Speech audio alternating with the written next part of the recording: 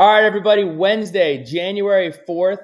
It's around 5:15 in the afternoon. We are in the new year, and we have our first athlete of the week in Deasia Gregg. Deasia Gregg is a senior forward from Florence, South Carolina. Deasia started her career at Georgia Tech, transferred to Gulf Coast State, and enrolled at Virginia Tech in 2020. Deasia has been critical to the Hokies' success, but really balled out on New Year's Day versus Carolina, where she played 33 minutes. She scored 11 points, had 10 rebounds, made 2 threes, one of which was a game changer, and then had another game-changing block down low to secure the Hokies' 3-point victory over the 13th-ranked Tar Heels. Deasia, welcome to the show. How are you? I'm glad to be here. I'm doing good. Awesome. So in my extensive research for the podcast, I had to ask Liz in Georgia, and they said just no. Deasia does not go by Deasia. You have a nickname. So what is your nickname? Where does it come from? Tell us a little bit about that. The nickname I usually go by now is Mo, and it comes from my middle name. My middle name is Monet, and it's just Mo for short.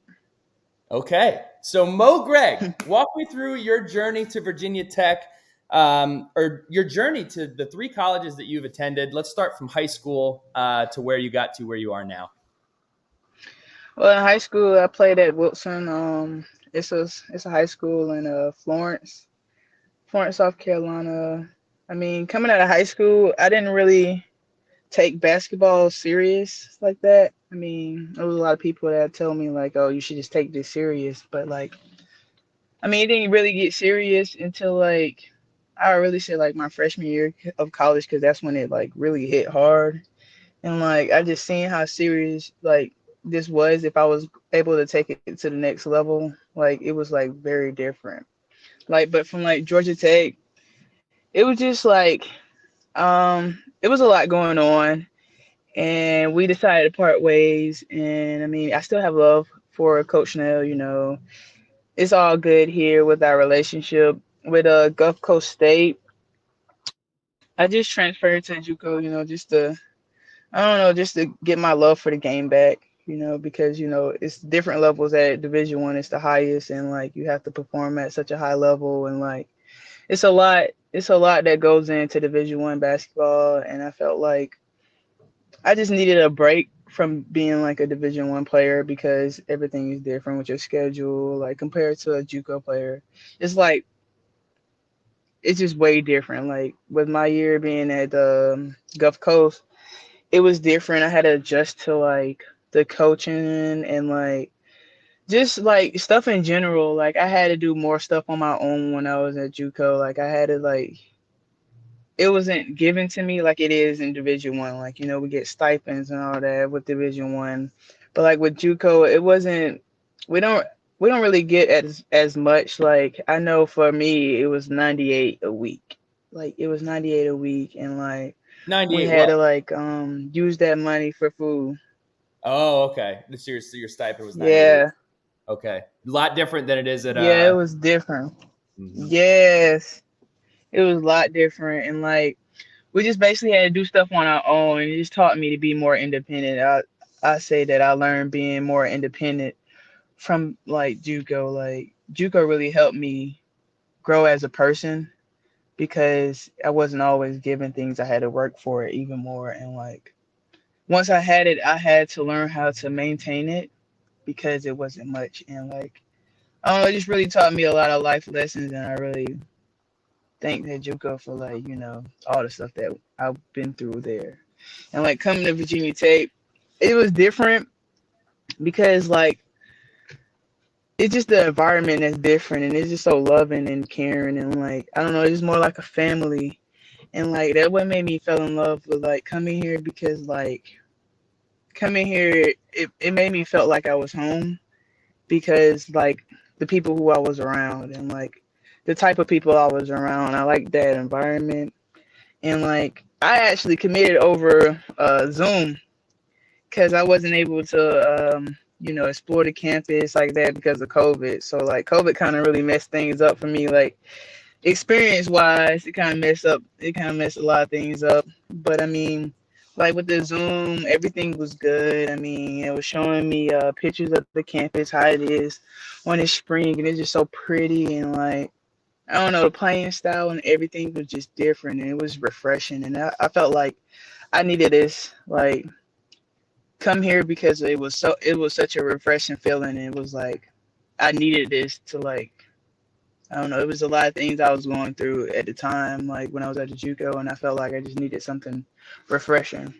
What was the biggest challenge for you when you first got to Virginia Tech? So you had already known what it's like to be at a Division One program. You come back to a Division One program after spending time at junior college.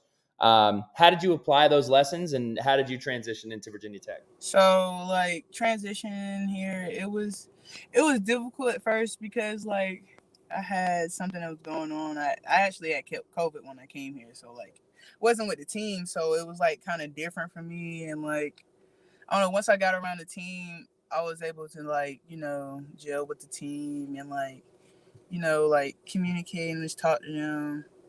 So it wasn't hard adjusting. It was just it was the adjustment that I needed. It wasn't hard. It's just something that I really needed. And who were some of the people, whether they're coaches or players, that kind of took you under your wing or really looked out for you in your first year?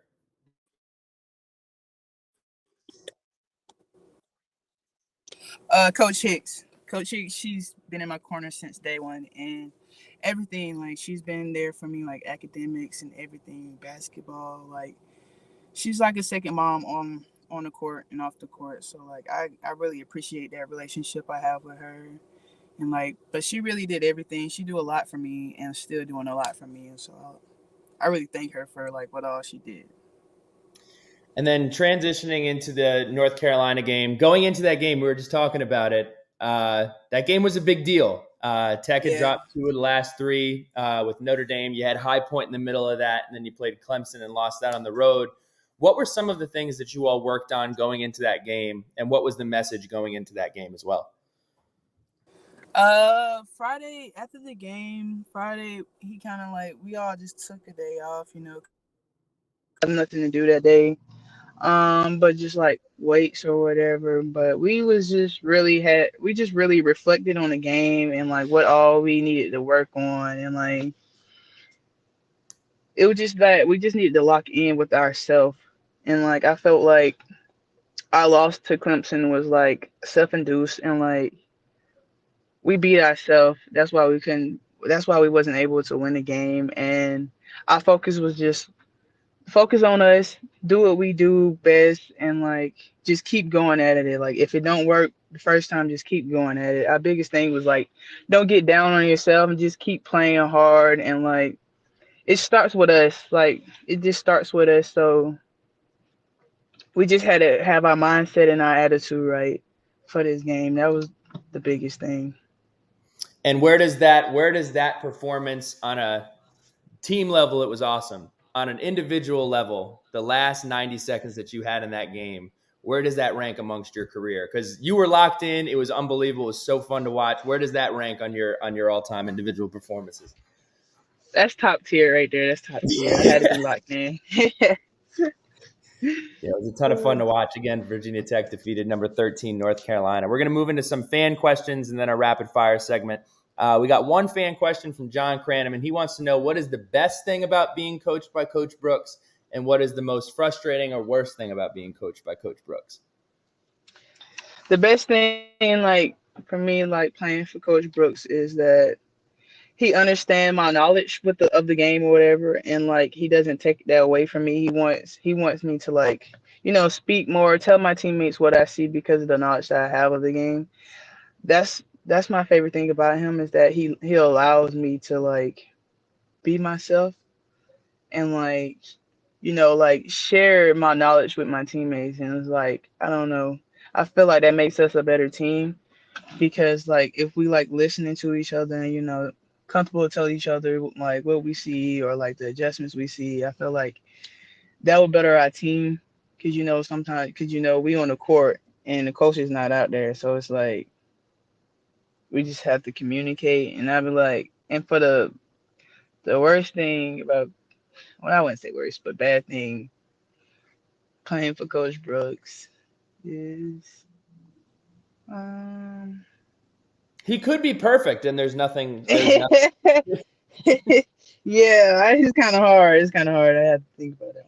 But right now, it's good. It's good right now. Awesome.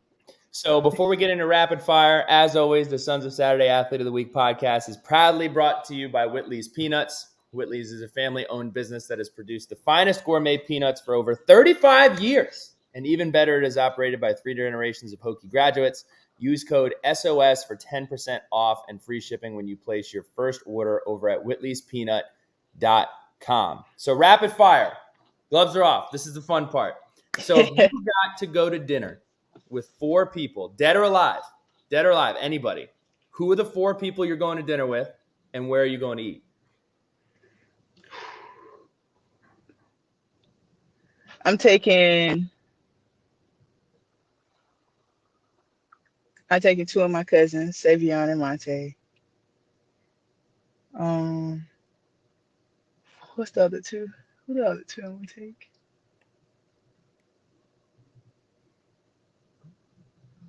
Hmm. This is not rapid fire, but Okay, it's usually not. um, Savion, Monte. I say my best friend Leah and my other best friend Noel, and we will Yeah. go.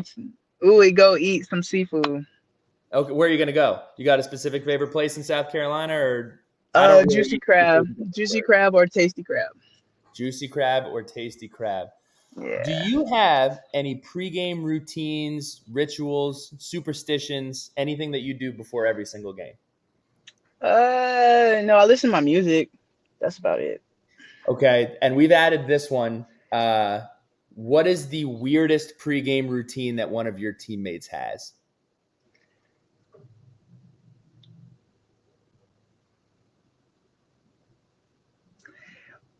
I mean, everybody really just listen to music. It's not really somebody that stands out in the locker room. Okay. Yeah. Okay. No weird Yeah. routines going No, on. no weird ones. No weird Okay, ones. no weird ones. What is your favorite Coach Brooks ism? It could be a quote. It could be something he does. Me personally, I think the birthday dance singing thing Oh man. that would drive me nuts. I would let anybody know Yes. when my birthday is. Yes. I forgot about that one. Yes. That one especially because it's like we have to dance for 7 seconds and 7 seconds It's a long it may time. not yeah, it may you might not think that it's not long, but it's so long when you're out there dancing and it's like, oh, I know I break out in sweats. Do you have a WNBA player or athlete that you either look up to or model your game after? My favorite NBA player is Paul George. For WNBA, I would say Asia because she's from South Carolina. Asia Wilson because she's from South Mhm. Carolina. So those are my two. Those are my two right there. What is the best advice that you have ever received? The best advice I ever received.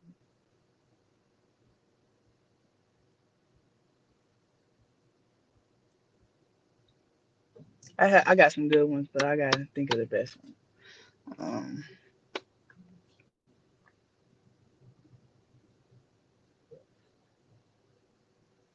Really, it's simple. Just control what you're able to control. It's maybe simple, but it means a lot because if you focus on things that you can't control, I mean, I feel like you can cause like anxieties and stress and like what's going on. Like I just feel like if you control what you can control, then your life will be more peaceful. Like you wouldn't worry about things that is like that you can't control because it's like why put your energy and effort into something that you can't control. So it's like There you go. Control what you can yeah, control. Don't get bogged down by yeah, stuff you can't impact. That's good advice. Where is your yeah. favorite place to eat in Blacksburg? Uh, Kabuki, Kabuki. That's a Kabuki, common answer. or it's Kabuki, it's Kabuki or Joe's Diner. No, it's Joe's Joe's Diner. Diner, Breakfast, top tier, top top tier. tier. Yes.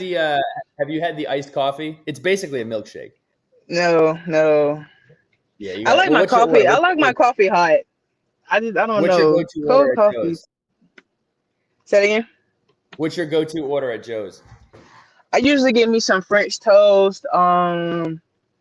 It's not. I usually just order sides because they don't like. It was one. It's. I asked them if they had like everything I wanted in the menu or whatever, like as a combo, and they say they don't. So I just order French toast, eggs. I order they have a chicken breast in there that I kind of like. Chicken breast, and sometimes I get the grits, but it's either the grits or the hash brown. So it's like the same thing I get from Waffle House, but Mm. I go to Joe's Diners. Yeah, but you get a smile at Joe's Diner. Waffle House is Yeah, fine, but you got the family feel at Joe's Joe's Diner. Diner. Yeah. Um, Here we go. Genie in a bottle grants you 3 wishes. What are your 3 wishes? Um, my 3 wishes. I'll be able to travel the world and eat for free. Second wish would be